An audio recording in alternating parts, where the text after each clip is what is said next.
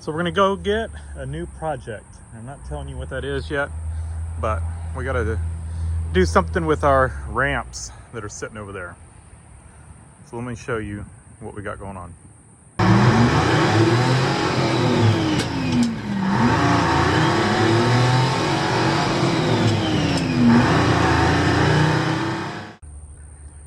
So these are our ramps. They are super heavy duty.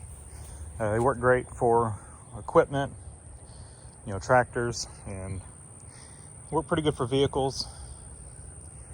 But problem is, the thing we're gonna go get is pretty heavy, but the tires are smaller, and I don't think it's gonna do well with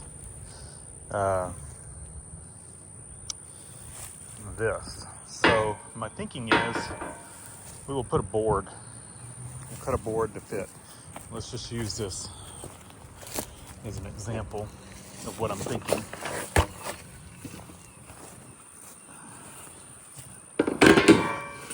Something just like that. And it'll come out about like that. And if we want to get fancy, we can, screw a block or something to the bottom side of it to help keep it from trying to skid up the ramp.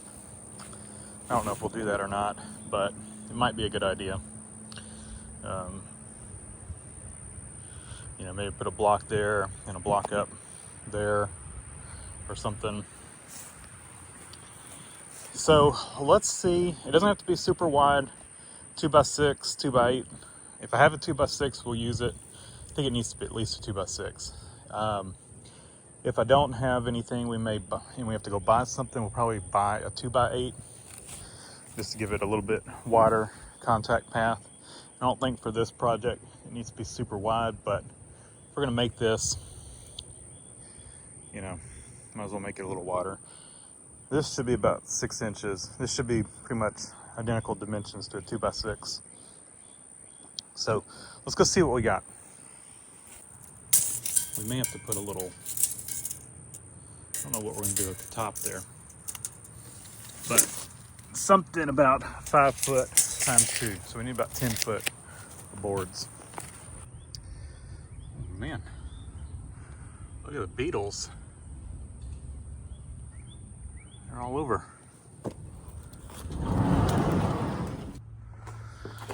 All right, I need to replace these lights with some LEDs or something. I've gotten where they don't work. These were just freebie lights, but I think the ballast have finally give up. I changed the bulbs out. This bulb's not looking the best, but I think I did. I don't know, maybe we just need bulbs. All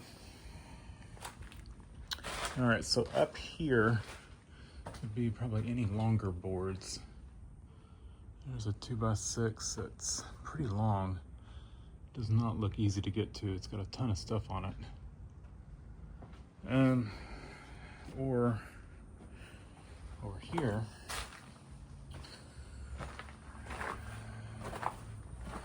now this is pretty short. This is what piece left over from the drill press mount I did in the garage. It is not 5 foot. So that will not work. I think we're gonna end up having to buy something. Yeah. I think we'll end up running to the store and we may vary our what we're getting by the cost. I don't want to get super expensive on this, but 10 foot board cut in half probably. And we've got plenty of scrap 2x4s if we want to make a block, to keep it from skidding. Use something like that. Yeah, I don't really see anything.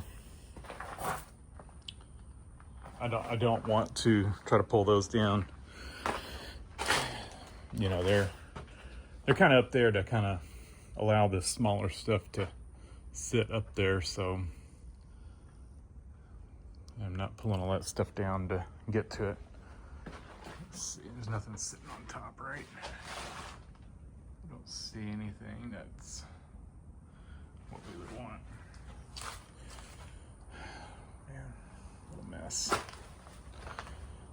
All right, we're gonna run to the store and pick up a board.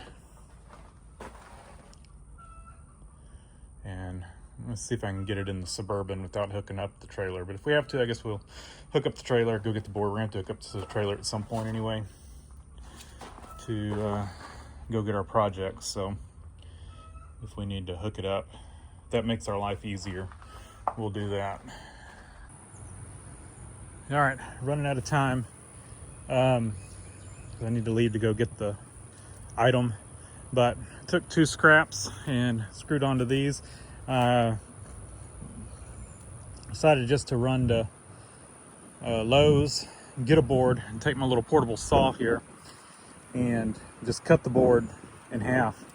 And I should have just cut it straight in half, but I went in and just cut it at 45 with this, and it won't cut all the way through, so you have to flip over. And so it's a pretty rough cut. I was a little sloppy trying to hurry, but oh well. I put a little bit of a taper right there to help loading, but left it thick so we don't break the board. And on this end, we cut it, but we've got this backing it. This is going to keep the ramp from flipping up when you get to the top. It would try to pivot if you didn't have something like that. So I can throw this stuff back in the shop. For now, we're just gonna move it out of the way. I'll show you the ramp. Like I said, I moved quickly on this because I'm running out of time. This item is an hour and a half away, so I need to get a move on so I'm not getting back super late. And that's there to help try to keep this thing from sliding. I'm hoping it'll catch on this once you get a little weight on it, and it'll help keep it from sliding. And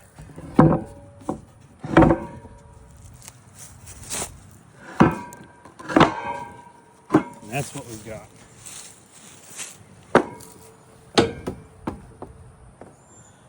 I guess I should have done this a little better because that's pretty low, but it'll slide up. I think we'll be good.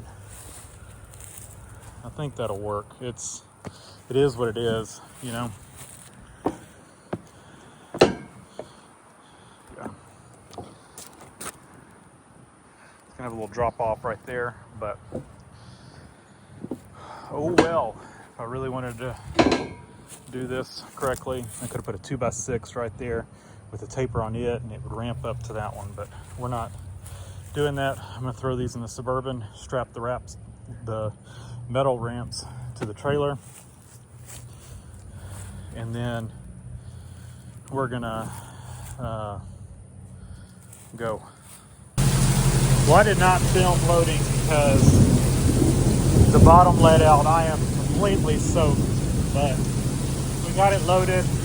Guy had a big bobcat and just positioned it. He couldn't lift it up to be able to shove it on the trailer, but he got it positioned where we could use our ramps, and the wooden things worked perfect, and it just pulled right up.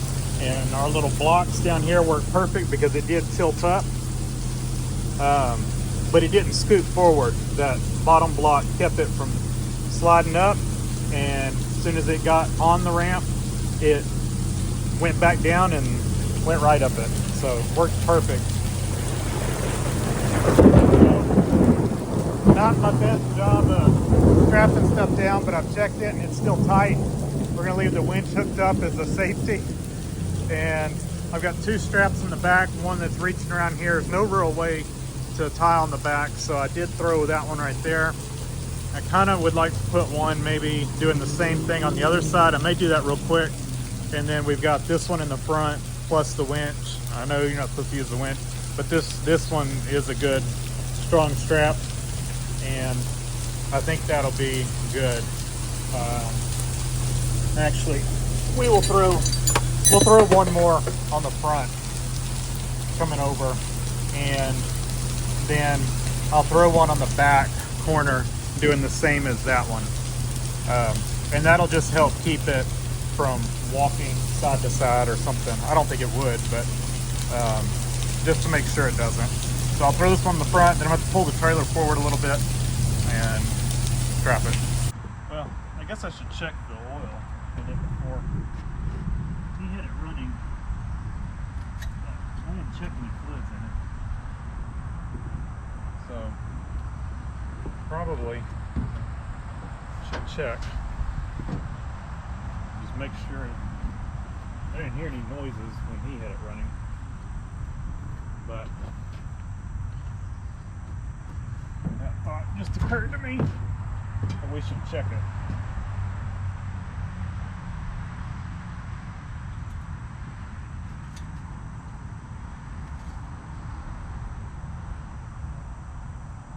I mean, it's overfilled and it smells like diesel oil.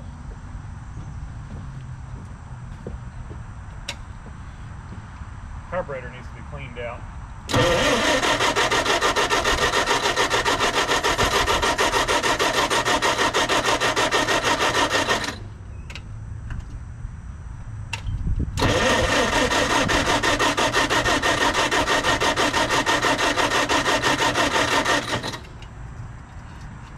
I think we're gonna grab some brake cleaner real quick. So he did start it up for me. He said it'll only idle, and he said because it needed a fuel pump, but fuel pump's pumping. I think the carburetor is just trashed up.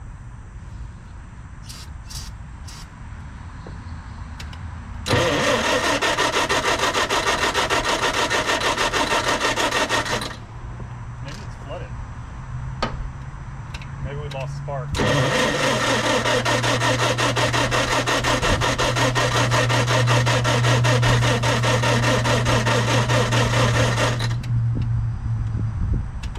Yeah, we're losing battery though.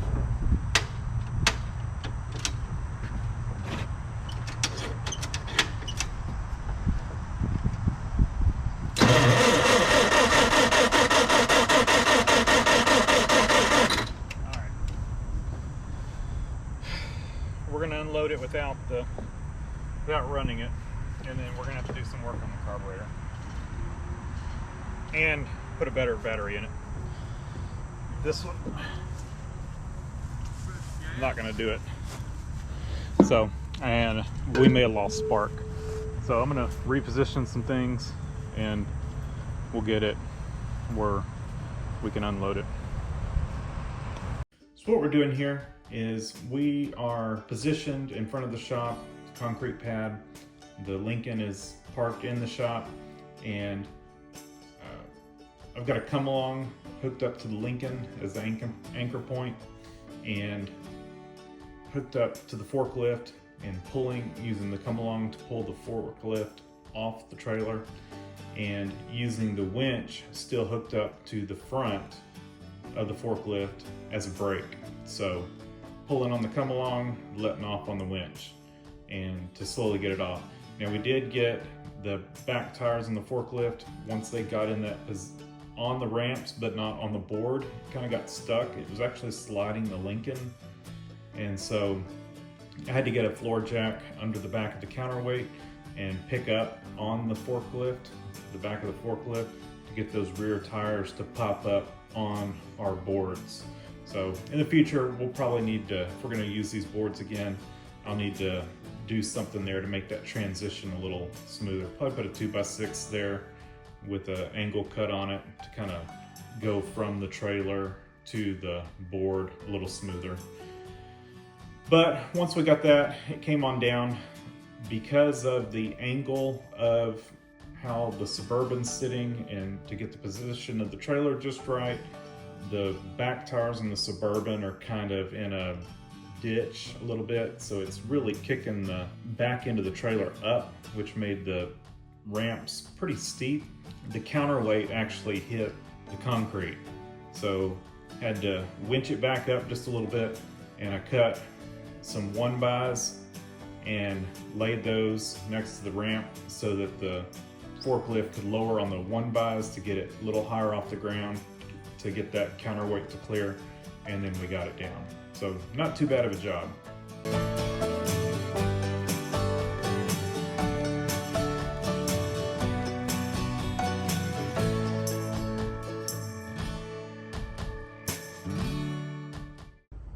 All right, so we got it unloaded. I'm gonna put my stuff up, and then I'll maybe bring y'all back and we'll wrap this up. Take a quick look at it, as long as it's not raining.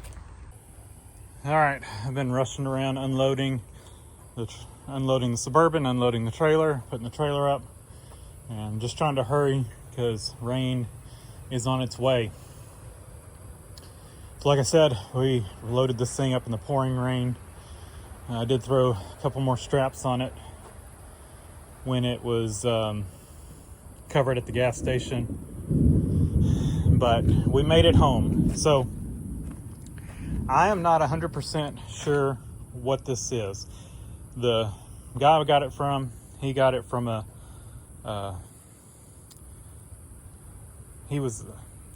guy got it from cleans up scrap metal, I guess, or equipment, old equipment, whatever you need out of your yard. I saw an advertisement when I looked at his marketplace profile. So he got it from a gentleman, or the family of a gentleman who had passed away. That gentleman was a locksmith, and he used it to move safes. So that, I don't know any history other than that. He thought it was a Clark Clipper. He said the data plate is off of it. I don't even know where the data plate is supposed to be on it. Let me grab a better light. So I don't know where the data plate's supposed to be on it to check. It's got a 4-cylinder Continental. He said it needed a fuel pump, that it would not rev up because the fuel pump was bad. He started it up for me and the fuel pump's pumping. I think the carburetor's just trashed up. So we'll need to pull the carb off and go through it. It's running on the tank. I had intentions on putting a little temporary tank on it and let it, just stick a tank up here and let it just gravity feed. But I mean, if it's pulling from the tank and it doesn't look awful, there's a fuel filter and it looks pretty clean, and the fuel pump's working, now let's just go through the carburetor and we'll see, what we can on it. He told me it needs, there's a hydraulic hose on the other side for the tilt cylinders that's leaking, and he said the mast was up. They had left the mast up and it's pitted. It's got some pitting on the ram, the rod, and because of that, he's saying it will not stay up. It leaks down quick. Now, I'm not a hydraulic expert.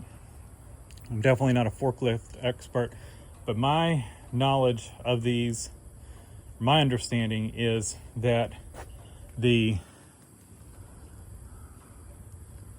rod side of this cylinder doesn't get much pressure, and I think we can confirm that by this copper line. It's just a return. So if it's bleeding off and not holding, I think our cylinder, our packing on our cylinder, or our piston, packing on the piston, just needs to be redone. Now I'm hoping the bore of the ram is in good shape. I don't think the rod is going to matter too much, and I think mainly we've got a dust seal up here. And there may be a slight pressure, but this is not the lifting sealing part of a forklift. My understanding is not on the ram, on the shaft of the rod. Does that make sense? It's under it, between the piston, and it pushes, piston pushes the rod up, and so you really don't have a lot of pressure. So it's not, I don't think it's going to be that critical as long as the cylinder is in good shape. So I know it needs attention there. We'll have to pull this thing apart. I will try to pull it apart and try to take it all to a hydraulic shop and see if they can get me the packings for it, and we'll see if we can do that ourselves. If there's any really bad pitting on the rod, I think we could fix that with JB Weld just so it doesn't wipe out the seal up here. Like I said, it's not going to have a ton of pressure on it. It's not going to matter that much. The lifting portion is not on the sealing part of the rod. It's on the bottom side of the piston. So he said there's a tilt cylinder, one of the tilt cylinder hoses is leaking. So I think he said it's one of these. It may be that one, but it's for the tilt cylinder.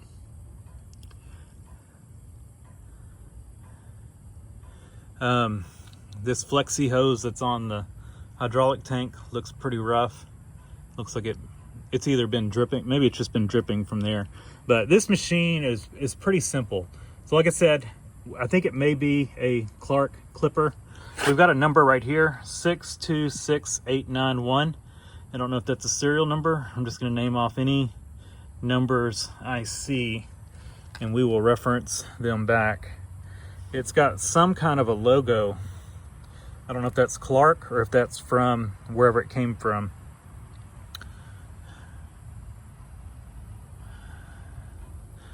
But when I saw it on Marketplace, I messaged him. He said he had it running and it would just idle. I did not expect him to be able to start it up when I went to get it, and it sounded pretty good. It's full of coolant. That was one thing I was concerned about. I want to make sure it wasn't cracked or anything, but it's full of coolant and it's drawing fuel from the tank. I think we got pretty lucky. It doesn't appear to have brakes, so I think we're gonna have to go into the brakes. If it is a Clark clipper, it looks like they use military Jeep brakes. The brake shoes and the wheel cylinders are military Jeep, from what I understood. The GPW, or is it GPW? GPW? JPW? I don't know. And we may have to do something with the master cylinder. I don't know what the master cylinder is, but I think we can probably get some parts without actually having to get Clark parts. The front tires, these are just solid rubber tires. I think they're usable for now. The rear are really sad shape, especially this one over here. And I think there's something going on. This wheel is tilted out. I almost bet our inner wheel bearing is busted. Something's going on with it, I think. But this tire is really bad. It's soft. The rubber's gotten soft, and it's got a flat spot I noticed. You can see right there, and I think that's just from where it was sitting, because the rubber is just, it's soft. Let's look real quick, see if we can find an ID tag. I thought I had read that they are stamped somewhere on it, maybe on the right side. I was thinking, like, I thought I'd read 1/2 inch tall letters stamped somewhere. It would have the model number. I don't know. It could be a clipper. I just don't know. I just don't see any stamped numbers on it.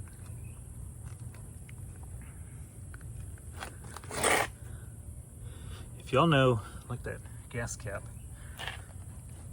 if y'all know what this thing is, let me know. Oh look, we got another number. 1600205 stamped. We'll have to look these up later. 1600211.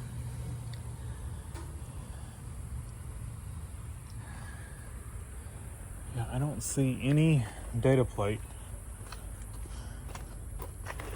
or anything. There was some kind of sticker or something there. It's a 2-stage mast, I think.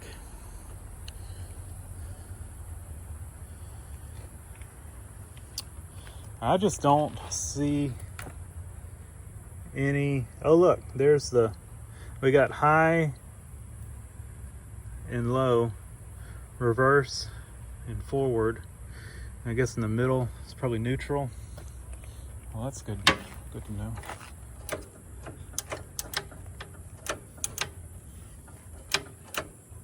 I only feel 2 positions. Does it not have a neutral? Surely it does. Well, I mean, maybe they just expect you to hold the clutch. I don't know.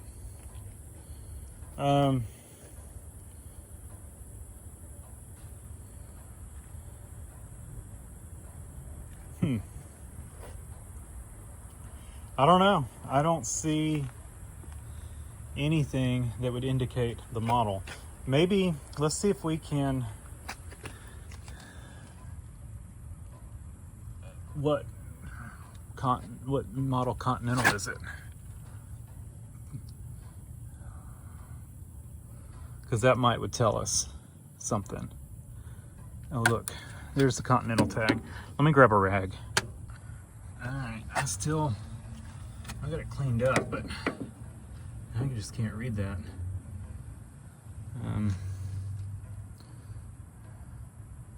I don't know. I don't know what it says. But it's oily and grimy, but like I said, it sounded pretty good when it was running. It was just idling, but no noises. I guess I should have looked to see what oil pressure was, assuming it has an oil pressure gauge. It does have one. I don't know if any of this stuff works.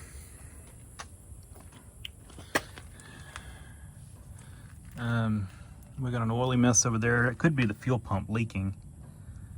You know, maybe it is bad. It's leaking. Yeah, I don't. What is that? Some kind of numbers up there. Maybe the firing order. I don't know. Is that a V4G1? Maybe? V401? You would think it would have something stamped on the side of the block. I don't know. If y'all know anything about this, let me know. Kind of homemade looking ROPS. ROP? Definitely homemade looking. So it may not have had one to begin with, and they added it. If any of these numbers mean anything, that is a cool stripe, that pinstripe. Look at that. Look how cool that is. You see the outline of it? It goes down, comes down, and does a little whoop. How cool is that? This thing is cool. It's missing the little battery box cover. I think I've got a big piece of flat stock we could probably make work for that. So, mystery forklift. Any information you can give me. Right now, we're gonna call it a Clark Clipper. We chained this up because this was in the way of the ramps. But yeah, it's old. It is probably from the, I'm gonna guess 60s. It could be 50s, but I'm gonna say 60s. So, all right, I'm gonna pick up my stuff, throw a tarp over it, and call it quits. I need to go home, have dinner with my family. All right, I came back next day because it was bugging me about the serial number, and just started looking all over this thing, and I found it. CEC 512-571-264 serial number. All right, so now that we have the serial number, I went ahead and sent an inquiry to Clark Sunday evening, and Monday morning they responded back and sent me the line card. So here it is, and you can look at all the specs. It's a Continental Y91. It does appear to be a Clipper, and feel free to pause the video, take a look at everything you want to. And it was originally sold to W.W. Peters Inc. in Brooklyn, New York. And that was done in 1964. And then we have an update that it was then sold to Three Brothers Auto in Brooklyn, New York, and that was in 1981. So tried to look up some information. I think, we can assume Three Brothers Auto is some kind of automotive something. W.W. Peters Inc., I can't really find much on it. It's possible it's a locksmith. There is a Peters locksmith in Brooklyn currently, but since 1964, who knows? I don't know. If you know anything about either of these companies, leave a comment down below. I'd be curious. But at some point, this thing made its way down to Texas to a locksmith in Texas that was using it to move safes. When he passed away, the guy that was hired to clean up the property did not want to see this thing scrapped, and so he saved it, put it on Marketplace, and then I ended up with it. So we've got a big gap between 1981 and 2026. So we probably never will know any more information than what we know now as far as the history of it and who owned it. I doubt we could ever find out,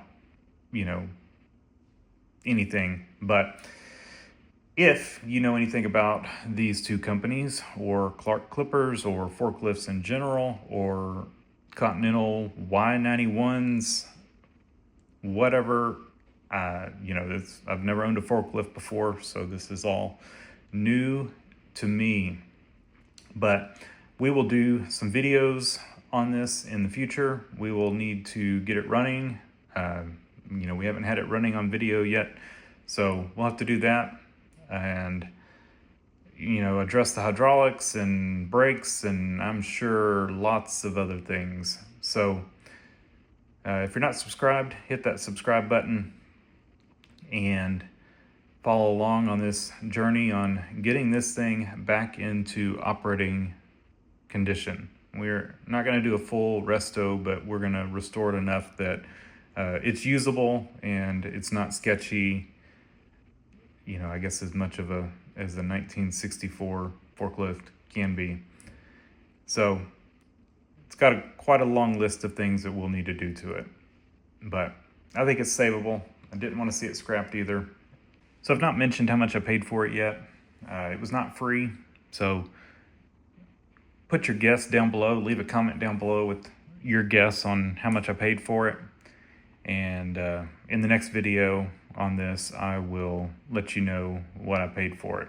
So thanks for watching. Leave a comment down below, hit the like button, and subscribe for more.